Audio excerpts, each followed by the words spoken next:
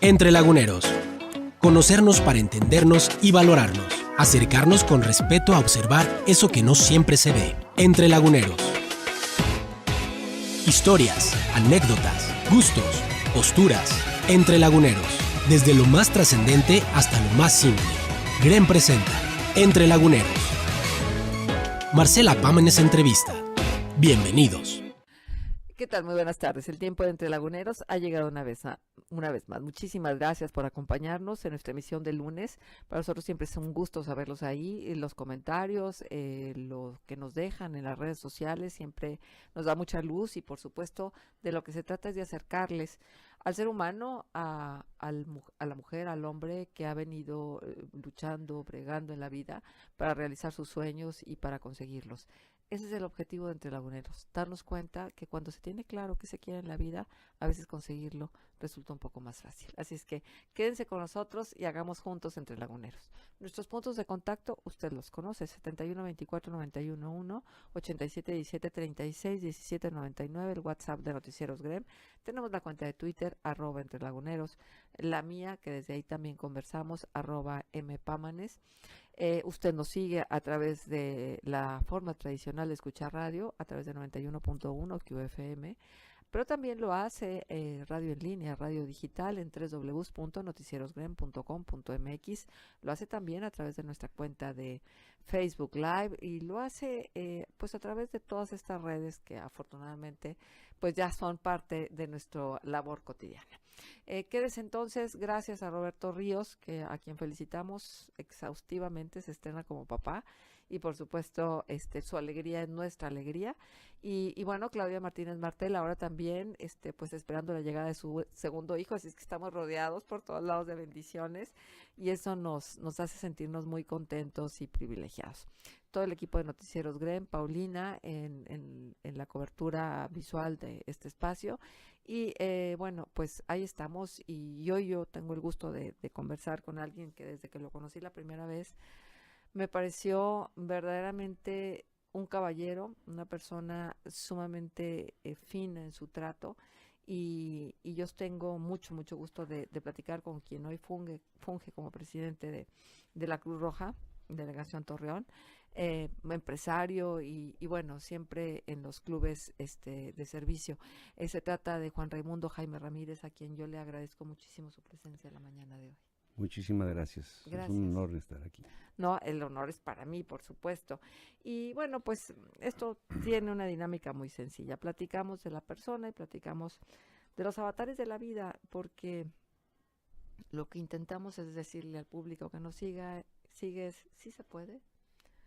Se pueden conseguir los sueños, por más dificultades que haya. El límite es el que nos autoimponemos y el mundo es nuestro cuando queremos que sea nuestro. Sí, es cierto. Cada quien forja su propio destino y lo va marcando uno desde el inicio de la vida. Un servidor nació en un pueblito al norte de Nuevo León, Lampazos de Naranjo, Nuevo León. Mi padre pues estaba en la milicia, se inició en la milicia, cuando los soldados pues les pagaban un sueldo paupérrimo, realmente muy bajo. Entonces mi mamá trabajaba, venida de más a menos, trabajaba ayudándole en la familia en la costura y un servidor boleando. Nos fuimos a Monterrey a solicitud de un médico que habían adscrito ahí al pueblo. Lo invitó porque lo habían nombrado médico de una compañía American Smelting allá en Monterrey. Y nos fuimos para allá y ahí seguí mi trabajo de lavar carros, de bolear. Mis primeros guaraches, no tenis, guaraches, me los compré a los 10 años. Le daba a mi mamá el dinero, 50 sacaba 7 pesos 50 centavos, 50 para la grasa, 50 para guardar, 50 para mi ahorro y el resto se lo daba a mi madre. Entonces, siempre trae uno una ilusión de ver para arriba, de crecer y más cuando vives en un ambiente pues muy mediatizado. Y me tuve la fortuna de, pues yo creo que gracias a mis calificaciones y a lo mejor también porque estábamos, nos becaron con la secundaria y la prepa, y luego la Fundación Plinio de Ordóñez, y saliendo de la secundaria me decía mi papá: no tengo más que dar, porque vas a estudiar comercio con mucho esfuerzo. Dije: yo quiero más, déjame buscar. Y en la misma escuela que estaba ahí en la Plinio de Ordóñez, profesor Plinio Daniel Ordóñez, en la Colonia del Prado, en Monterrey, me becaron para lo que era la prepa. Había terminado la secundaria, me becaron la prepa y la facultad. El profesor Plinio de Ordóñez es el benemérito de la educación en Nuevo León, ¿verdad? Es una persona que me dio la mano por ahí. Y de ahí fue que me la fui buscando solo, trabajando y estudiando permanentemente, toda mi vida. Ayudando a mamá. A mamá y a la familia. A la familia. Y ayudando a mis hijos, los saqué a todos mis hermanos adelante también con sus carreras. ¿Cuántos hermanos? Un hermano y 3 hermanas. Uno ingeniero, una hermana clínico bióloga, una maestra y una contadora pública. Con mucho esfuerzo, pero ahí salimos adelante. Qué orgullo. Sí, me siento muy... Claro, orgulloso. Por supuesto, porque además el prójimo más cercano, la familia y los frutos pues del esfuerzo, pero también de la inteligencia, porque seguramente las becas no obedecían nada más por su linda cara o su simpatía. Que había que meterle ganas ahí. Hay muchas ganas, sí, ¿no? Muchas ganas, sí. Sí, y a veces pues los recursos limitados. Yo les digo a los chicos que hoy estudian en universidades privadas o públicas que tienen una cantidad de cosas que nosotros no tuvimos. Sí, y éramos, era todo tan transparente, había mucha ingenuidad, y el mundo, el tiempo se nos hacía muy largo, también. Sí. Ahorita se nos hace corto, Nada. para eso que vamos en un resbaladero, pero se nos hacía largo y se nos venían a la mente nuestra serie de proyectos del querer ser, el deber ser, y definitivamente yo les digo, no se necesita estar pobre, ni rico, ni gordo, ni flaco, todos tenemos la misma oportunidad, está en uno hacerlo, nada más. Ahorita hay muchos distractivos también, distractivos enajenantes, como es la televisión y las películas ahora con tanta violencia, sexo, que han roto con muchos valores. Hay un filósofo y cineasta español que yo admiro, Luis Buñuel, que decía: la moral burguesa es inmoral para mí. Sí, porque tenían determinados valores, pero los valores naturales que se daban en los pueblos, esos valores de cortesía que existían, esa interrelación humana tan natural y abierta y de apoyo, no se da actualmente, porque lo está rompiendo estos valores distorsionados que nos está dando mediáticamente, nos están dando mediáticamente, hasta en las redes hay mucha distorsión. Los valores los define la sociedad. Eso es como se integra lo que es la idiosincrasia. Pero definitivamente estamos con muchas desviaciones, ni siquiera desviaciones estándar, siendo muy, muy cruciales para que tengamos unos jóvenes con rectitud y con ganas de vivir y con ganas de trascender. Exacto.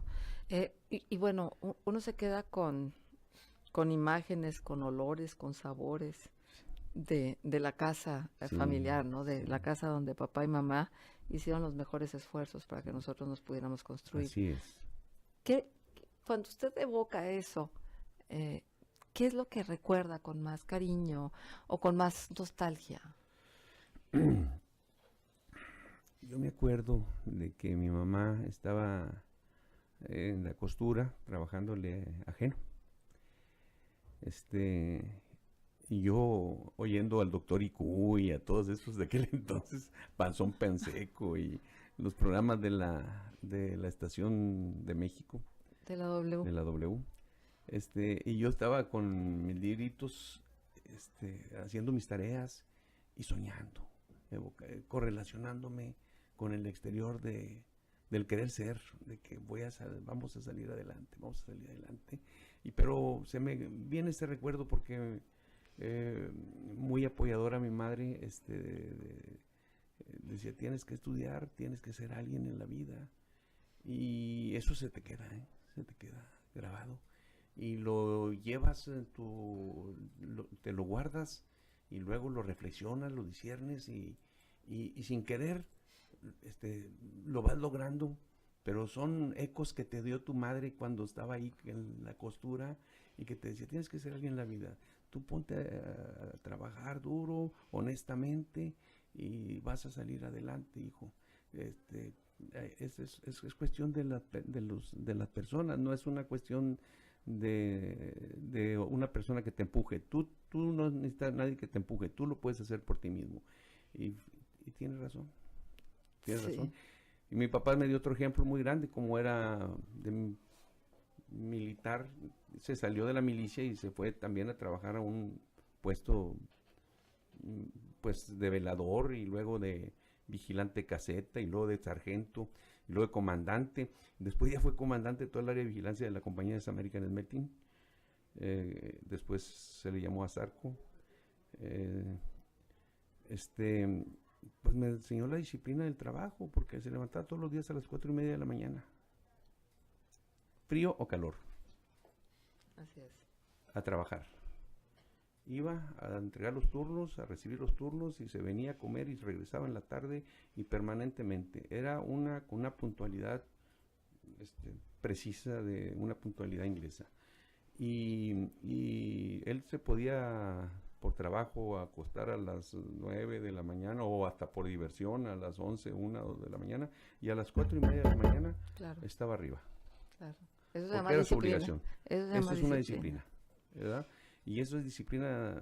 Esa disciplina la llevó él a todo ese andamiaje de información que traía de disciplina militar, se la llevó a su casa, porque ahí nos traía como soldaditos. Ahí todo el que se levantas y tienes que hacer la talacha. Tenías que hacer tu cama, limpiarla, dejar todo ordenado, te vas a bañar, tienes que dejar todo ordenadito, limpio, y luego hacía un rol de trabajo. A ver, mi hermana Cristina, a ver, tú las vasijas, tú trapear. Claro. Hacíamos todo todo eso se ha perdido. Un equipo. Es un que eran un equipo de trabajo. Equipo. Sí. Sí, y el fin de semana, ¿quién barre la calle? A ver, le toca a fulano, le toca a sutano. Y pero quien saca la basura. Sí, sí. Y no lo sentía uno, pues, sino lo sentía como parte de, no como una obligación así, que a fuerza tenía uno que hacer, sino como que se tenía que hacer, simple y sencillamente. Punto. Sí, totalmente de acuerdo. Y ahora, pues, mover a los muchachos es más difícil. Nacieron cansados. Y más cuando uno les platica, por ejemplo, las disciplinas de lo que significa levantarse temprano, independientemente a la hora que te hayas acostado, es más, inclusive independientemente de cómo te sientas físicamente, de salud. Entonces, pero ¿cómo le haces? Como si fuera algo extraordinario, cuando, pues, la verdad de las cosas es que muchos de nosotros crecimos viendo a papá y a mamá levantarse al alba, a veces sin necesidad, simplemente porque decían, y para todo te lo recordaban, al que madruga Dios lo ayuda. Sí, sí, ahí están los principios muy, muy del pueblo, el que levántate y acuéstate temprano y vivirás siempre bueno y sano. Eso no me lo sabía. Pero sí, ese otro de al que madruga Dios lo ayuda, y hay que madrugar, porque además hay que dejar cosas listas y arregladas para que el día sea más sencillo. Sí, sí, hay muchos proverbios y frases ya hechas, y que se dan en los pueblos, que se dan en nuestros ancestros, ¿verdad? Que los vamos repitiendo poco a Las poco. familias, aunque luego también decían, no por mucho madrugar amanece más muy temprano. También, porque ¿qué tal si se levanta antes temprano y perdiste 5 pesos y él fue el que se los halló? Ahora los valores se dan en la casa, ¿eh? Sí, sí, sí. Ahí es el proceso. El proceso se da de no decir maldiciones, de no robar, de respetar lo ajeno, de respetar a los mayores, de manejar cordialidad en la familia. A mí me impresionaba la decencia que se manejaba en mi pueblo. Me acuerdo que me mandaban por a traer unos chiles curtidos que los tenían en unos vitroleros a la esquina, y se encontraba unos 10 centavos, de esos que eran de color plata, y uno llegaba y se lo entregaba al tendero, a don Luis, me acuerdo. Mire, don Luis, me encontré esto, un 20 de esos, me encontré este 20. ¿Dónde lo perdiste? ¿Dónde te lo encontraste? No, en el portón enfrente de doña Beba. Ah, perfecto. Entonces, él lo guardaba y lo ponía ahí atrásito. Y llegaba un niño llorando. ¿De dónde vienes? ¿Dónde me perdí un 20 o un 10 o 10 centavos? ¿Dónde lo perdiste? No, vengo ¿de dónde vienes? De aquí, de tal parte a tal parte. Y luego, pues no, ya no, se me cayó y me van a regañar. A ver, ¿cómo era el 10? No, pues estaba mojoso de un lado y estaba, bueno, mira, aquí está. O sea, había esos, muy sencillos, son valorcitos sencillos, pero no, valorcitos nada sencillos. Que trascienden en la vida. Nada sencillos, porque tiene que ver con la honradez. Déjeme ir a hacer una pausa comercial y vamos a regresar con esta conversación entrañable. Esto es Entre Laguneros y le agradecemos a usted su sintonía. Escuchas Entre Laguneros. Marcela Pámanes te acompaña. Teléfono 711-0260. Twitter, @entrelaguneros. Escúchanos en línea a través de www.noticierosgrem.com.mx. Continuamos en Entre Laguneros. Muchísimas gracias por estar con nosotros, de verdad. Apreciamos mucho su sintonía y continuamos en esta conversación. La tarde de hoy estamos conversando con el licenciado Juan Raimundo Jaime Ramírez, que ahora mismo tiene un cargo relevante dentro de la Cruz Roja. Ya platicaremos un poco más al respecto. Pero además empresario y bueno, una persona muy querida, muy apreciada en su círculo de amigos. Qué hermosas historias, porque finalmente de eso estamos conformados los seres humanos, de esas historias que nos dieron identidad. Sí, son historias que van armando como en un no crucigrama o un rompecabezas, se van armando las piececitas, y es como también se arman los valores, y es como se arman las cosas también, el crecimiento personal, profesional, se va poco con pequeños detalles que son muy importantes. Claro, porque además van haciendo la diferencia. Van haciendo la diferencia y yo creo que es formación. Todo ser humano está sujeto a un proceso de integración cultural, y todos esos pequeños elementos de valores, de experiencias, de fracasos, de triunfos, se van por añadidura, se van agregando a ese proceso y se va enriqueciendo el mismo, y ahí es donde la persona viene siendo lo que va a irradiar la persona hacia el exterior en un momento dado. Para usted, ¿qué es un triunfo y qué es un fracaso? ¿Y cómo los ha vivido? El triunfo es haber logrado el reto que se programó, el objetivo, y saborearlo también, porque hay que saborear los triunfos, porque hay una satisfacción interna, y más si es en lo profesional o en lo económico o en cualquier aspecto. Y el fracaso son cosas que son caídas o que se incursionan en errores, y que debe uno de tomarlos como una experiencia para no volverlos que no sean sucedáneos, ¿verdad? Y al contrario, que nos enriquezcan en lugar de que nos abatan y que nos bajen la moral. Yo quisiera pensar en el licenciado Juan Jaime en el momento en que está recibiendo su título. Fíjese que le voy a decir una cosa, como yo trabajaba y estudiaba, yo me salí urgente a trabajar a México, no, mi título no lo saqué nunca. Nada más la carta de pasante fue mi hermana por ella. Hice mi examen profesional, salí excelente, por cierto, y hice un curso de Derecho Social también. Pero yo tenía que estar trabajando por necesidad. Y me iba a México a trabajar y luego hice un programa muy especial en una ciudad que se llama Nahua, Nuevo León, reorganicé todas las sociedades, se llamaban Sociedades Locales de Crédito Agrícola, las reorganicé y fue un éxito la reorganización y me mandaron llamar de México y me dieron un puesto allá para que fuera junto con otra persona de Sonora y yo en el primer lugar de la generación de Chapingo, el ingeniero Chico Romero, nos mandaron a hacer unos programas especiales a Oaxaca. Era un caso muy difícil, porque acababa de fallecer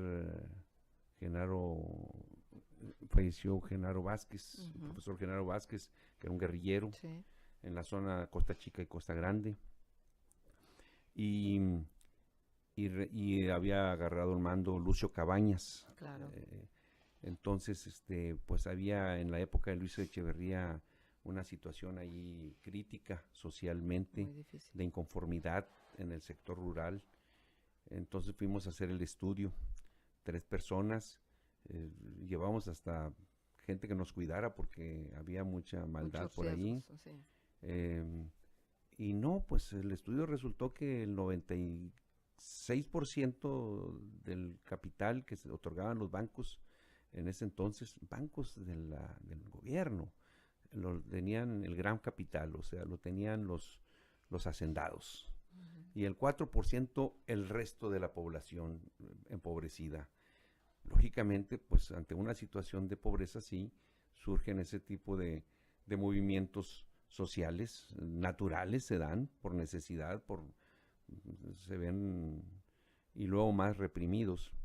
Entonces nuestro trabajo fue acudir a cada Oaxaca, la Costa Chica y Costa Grande nada más Oaxaca tiene 557 municipios, con eso era ir a cada comunidad empobrecida, hacer el análisis socioeconómico, y formar unidades para otorgarles crédito social de como apoyo. Cooperativas, como Sí, sociedades. sí, un servidor integró, el Ejido en realidad es una cooperativa, Sí.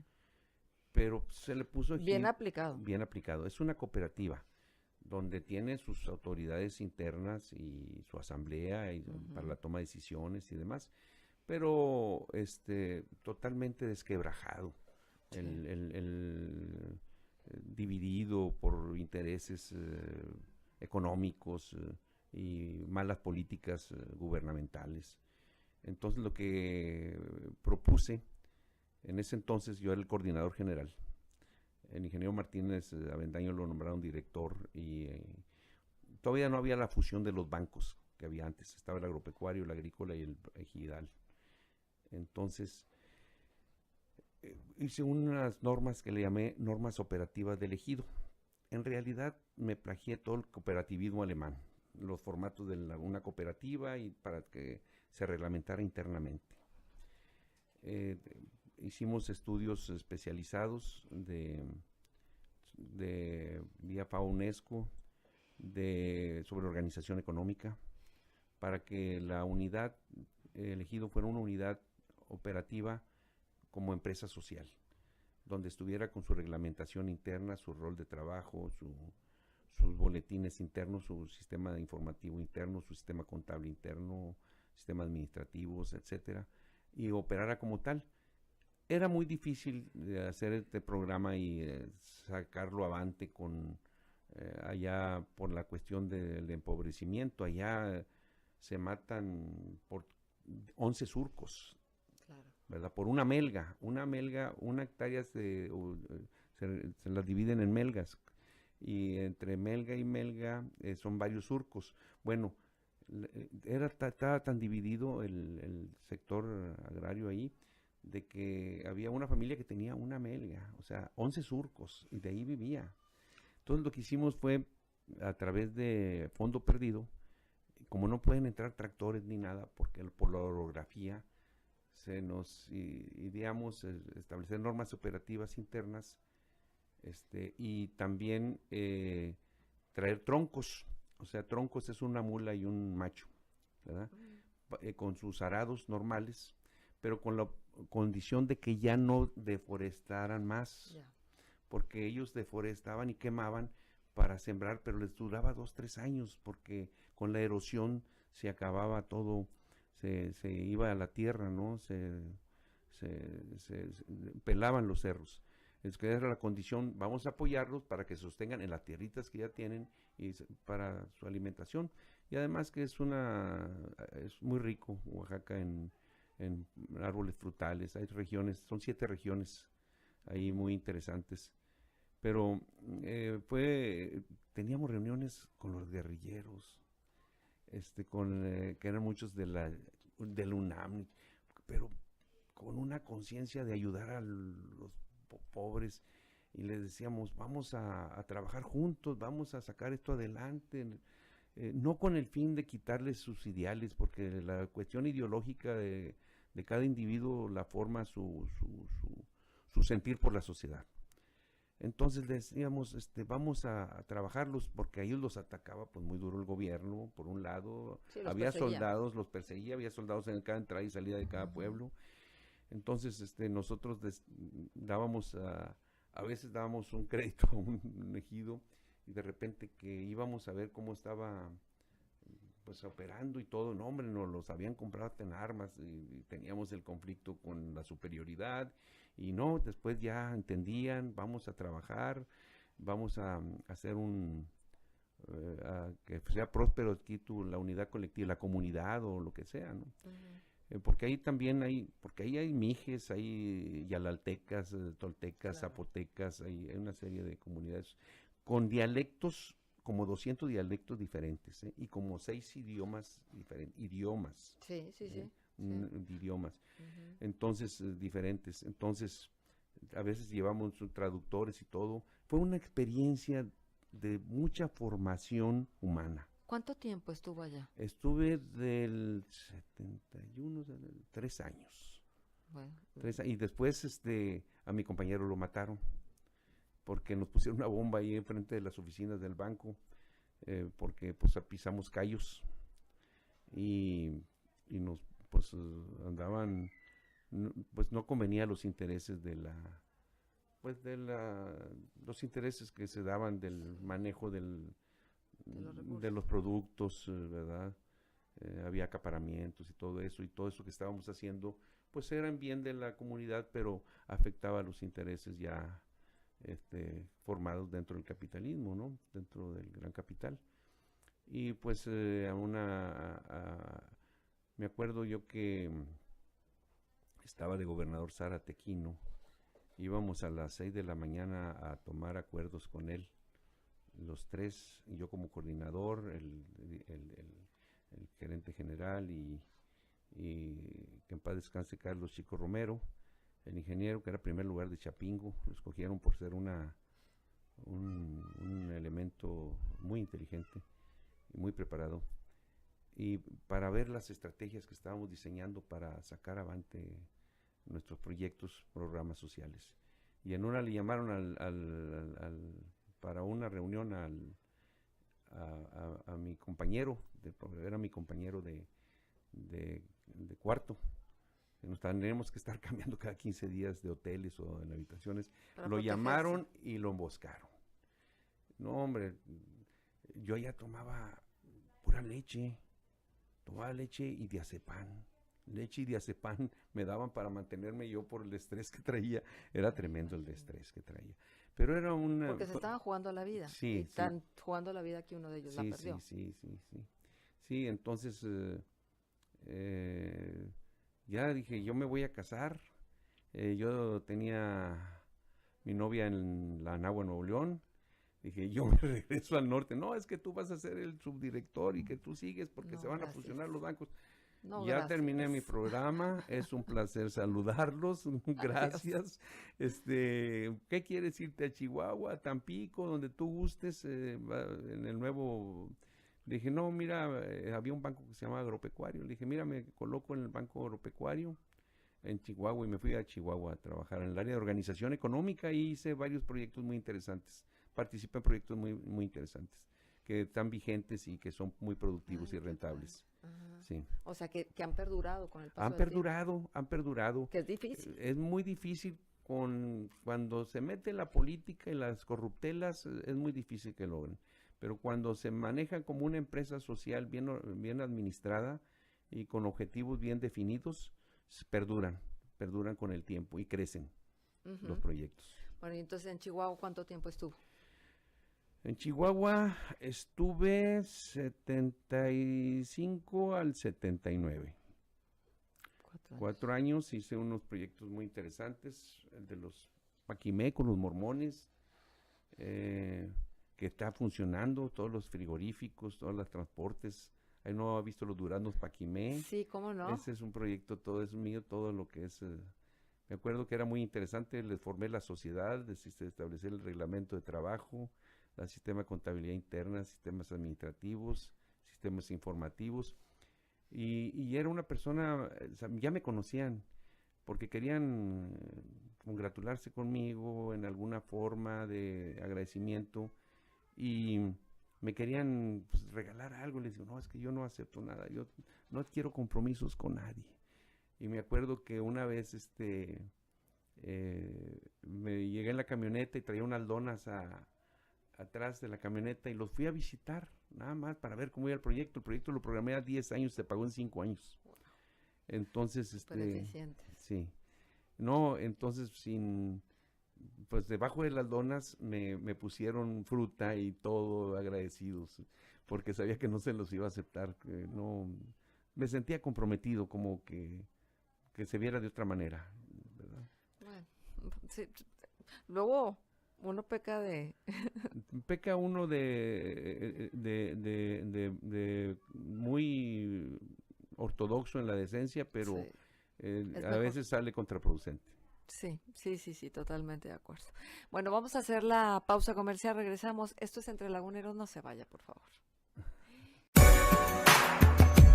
Escuchas Entre Laguneros. Marcela Pámanes te acompaña. Teléfono 711-0260. Twitter, @entrelaguneros. Escúchanos en línea a través de www.noticierosgrem.com.mx.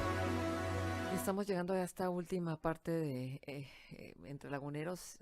Hay tanto que conversar con nuestro invitado la tarde de hoy, que la verdad es que es un verdadero placer, un gusto estar platicando con el maestro. No, Juan, por favor.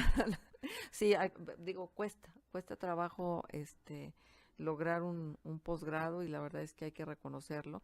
Y bueno, es maravilloso todas estas experiencias que se viven y que además se pueden compartir. Estamos con Juan Jaime y estamos platicando precisamente de toda su trayectoria profesional, cómo estudia la licenciatura en Derecho, cómo hace también Derecho Social, pero luego también la maestría en Administración. Y entonces el ir y venir por diferentes partes de la República. Llega a Chihuahua, después de Chihuahua, ¿qué sigue? Llego a Chihuahua. ¿Cómo llega a La Laguna, que ya Sí, quiero llego llegar a ahí? Chihuahua, me ofrecieron, casi en la banca hay un pirateadero tremendo, se piratean las gentes. O sea, te nombran a alguien director y se lleva uno a los gentes que cree que van a sacar el trabajo, que son o trabajadores o ordenados o X, los escogen. Entonces, te invitan. Yo he sido invitado, así como para la maestría, fui invitado para a trabajar. Me invitaron que a Guerrero otra vez, le dije, no, ya no regreso.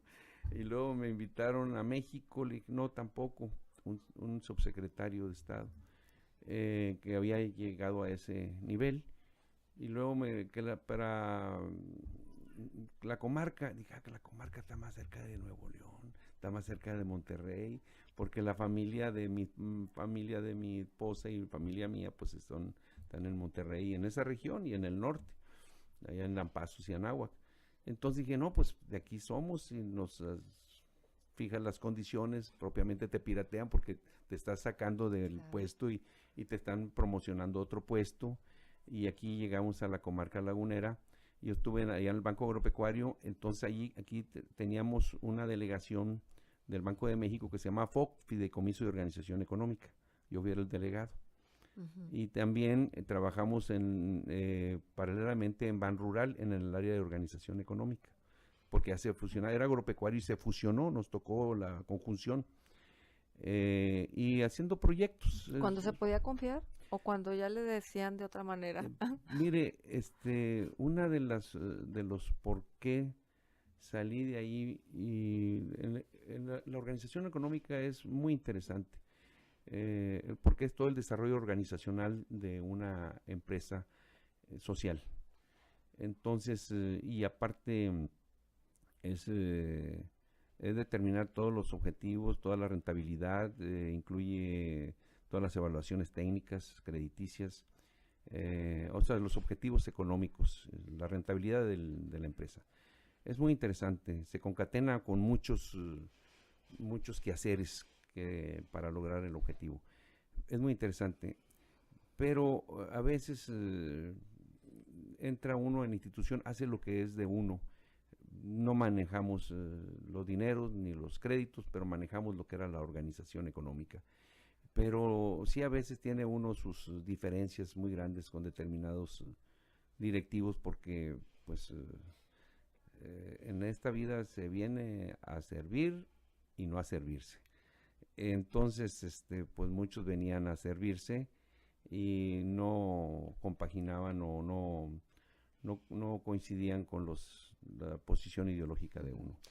Y ahí había ese rebote.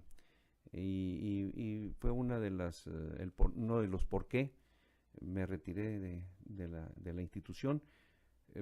Hicimos unas denuncias por agravios que le estaban haciendo a los acreditados amolados, y no les parecieron y nos dieron un puesto más alto, pero nos quitaron de allí. Le dije, no, mejor yo me renuncio, es un placer, ¿verdad?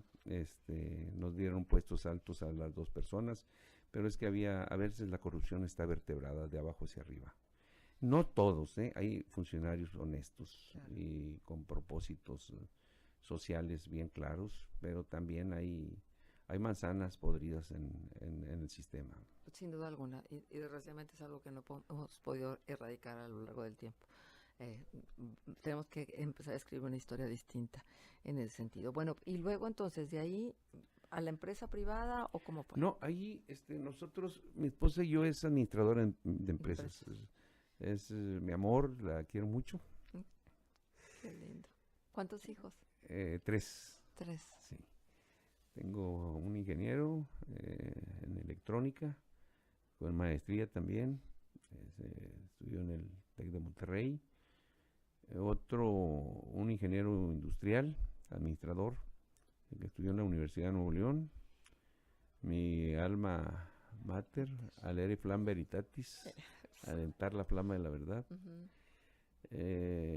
Y una hija que es odontóloga con maestría también en rehabilitación, que está en Monterrey, se casó. Ay, qué lindo. Tengo 5 nietos, tenemos encantadores. Me imagino. Yo creo que cuando hablábamos de cuáles eran los triunfos y los fracasos, un triunfo muy grande tiene que ser la familia. La familia es no, lo más importante no es estar juntos, sino mantenerse unidos, que es un concepto diferente. Ay, qué lindo. Sí, totalmente de acuerdo. Sí, porque puedes estar distante físicamente, pero tienes que estar unido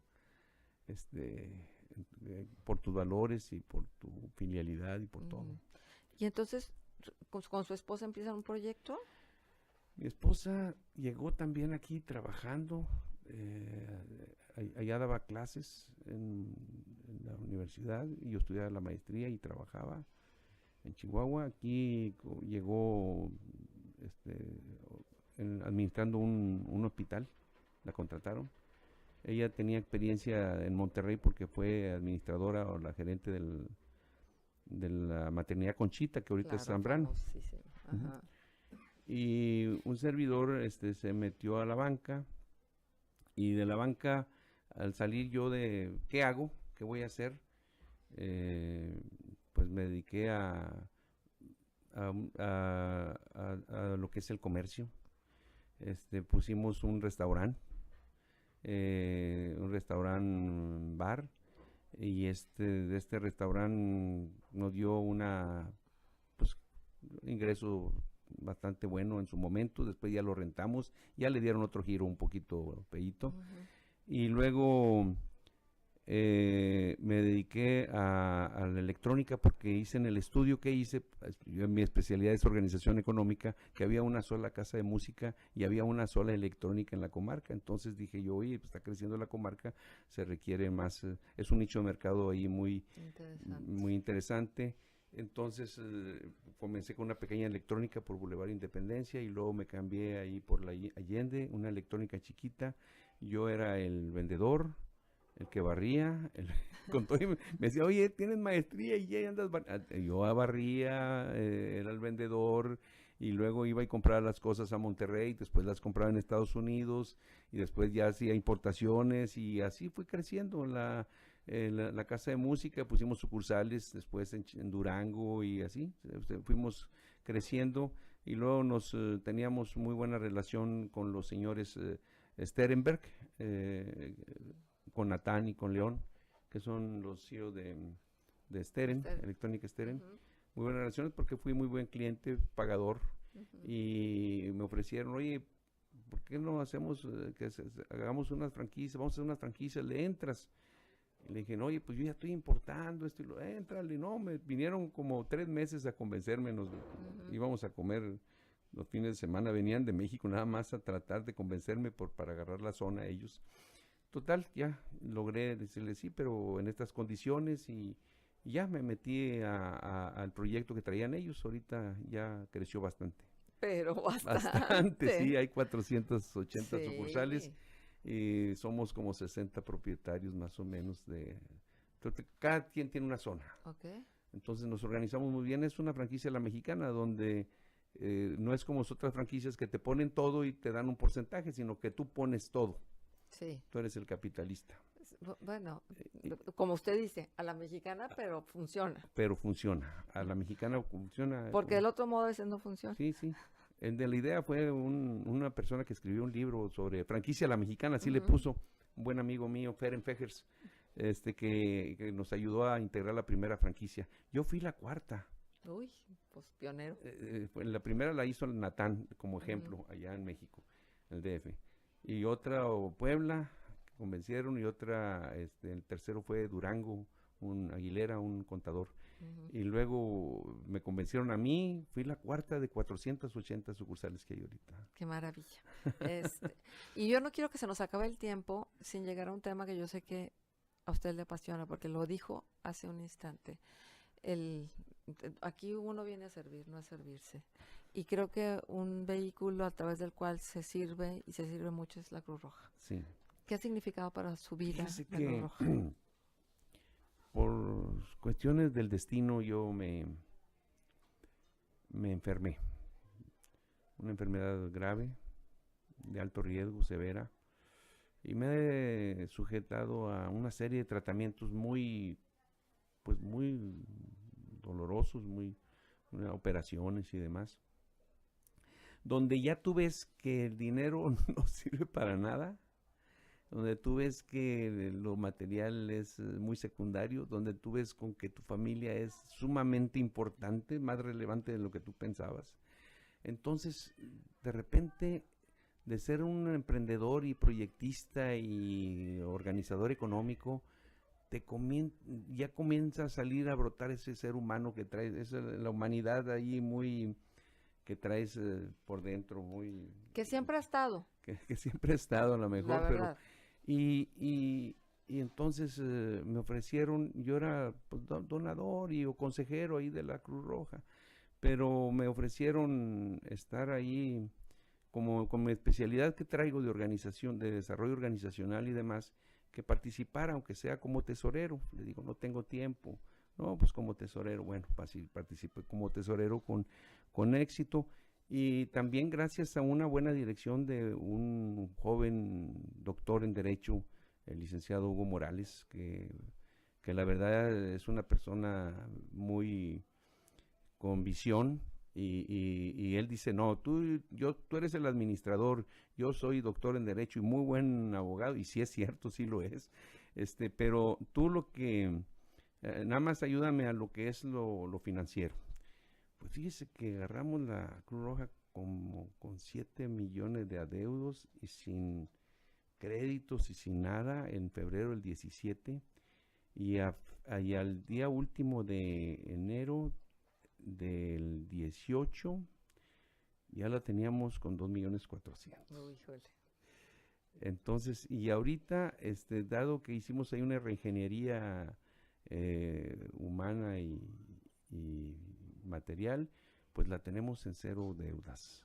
Lo más que con muchas necesidades porque se sostiene de la ciudadanía, y pues los recursos a veces se nos retienen por parte del gobierno, no sé, en sus administraciones, aunque sea del ciudadano, colecta del ciudadano. Ahora, voy a la pregunta, regreso. ¿Qué se siente?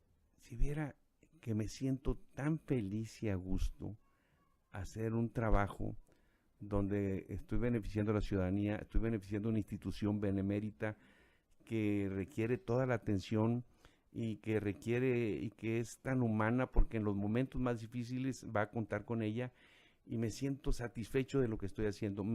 Se me ha olvidado mi enfermedad, se me ha olvidado mis pendientes, se me olvidaba esta entrevista, por cierto, esta entrevista totalmente, se me ha olvidado todo porque me ha distraído tanto, y yo les dije, yo no quiero, me lo ofrecieron 3 veces, la presidencia, y primero la tesorería batallaron, pero la presidencia dijo, es que yo soy muy apasionado, me voy a meter y va a estar cañón, que me saquen, porque quiero terminar proyectos, me gusta comenzar e iniciar y terminar proyectos. Y fíjese que me siento tan a gusto porque lo siento como que estoy reorganizando una empresa social que sea funcional. Tenemos quirófano nuevo, no teníamos. Nos costó 400,000 pesos. Contratamos un Arconcet, esos de $32,000. Había una situación, los médicos dormían hasta en colchonetas, en segundo piso, en el turno de noche. Pues mandé comprar literas y todo, y baños, y les hicimos para que tuvieran un centro de trabajo digno, ¿verdad? Las enfermeras se cambiaban con los intendentes y demás en urgencias, en un rincón, ahí tapados con una... Total, les pusimos les pusimos todo lo que son instalaciones adecuadas con locker y todo. Hemos hecho unos avances tremendos. Fue mucha ayuda lo de la administración de Hugo Morales, porque nos ayudó a sanear la economía. Le bajamos más de 4 millones, casi 5 millones de pesos. Eso nos ayudó a oxigenar la institución, y ahorita estamos en un proceso tratamos de lograr la acreditación, y tenemos ahorita médicos certificados generales y especialistas de primer nivel. Estamos ahorita creando nuevos consultorios de especialidades. Estamos trabajando porque también necesitamos recursos para la ciudadanía, para sostenernos, porque somos más de 200 gentes que asalariados, que tenemos con una nómina muy fuerte mensual, y gastos muy fuertes, porque también el socorrismo, pues es socorrismo donde no se cobra, es una donación a título gracioso. Entonces, pero damos capacitación, estamos haciendo muchas cosas, y eso me entretiene tanto y me da tanto gusto hacer algo, y yo no soy el bronco, que mocha manos. Yo nomás les doy un manazo y les doy las gracias al que se porta mal, al que quiere hacer uso mal de los recursos. Qué bueno. Me deja decirle algo, le brillan los ojos cuando habla de la Cruz Roja. Sí. Pero le brillan los ojos también por la vida y por todas estas experiencias que hoy tan generosamente nos ha compartido. Sí. Ha sido un verdadero placer conversar con usted. Gracias, y Marcela. que nos regale algo de usted, que es su vida. Muchísimas gracias. Gracias, Marcela. Encantada. Mucho que Y así platicar. llegamos al final de este Entre Laguneros, como siempre, de verdad conmovidos y agradecidos con la vida por tener estas maravillosas oportunidades de conocer a esta gente tan valiosa. Yo les pido que el lunes entrante nos volvamos a reunir. Los esperamos aquí en punto de las 4. Hasta entonces. GREN presentó Entre Laguneros. Conocernos para entendernos y valorarnos. Acercarnos con respeto a observar eso que no siempre se ve. Entre Laguneros. Historias, anécdotas, gustos, posturas. Entre Laguneros. Desde lo más trascendente hasta lo más simple. GREN presentó Entre Laguneros. Los esperamos con una nueva entrevista la semana entrante.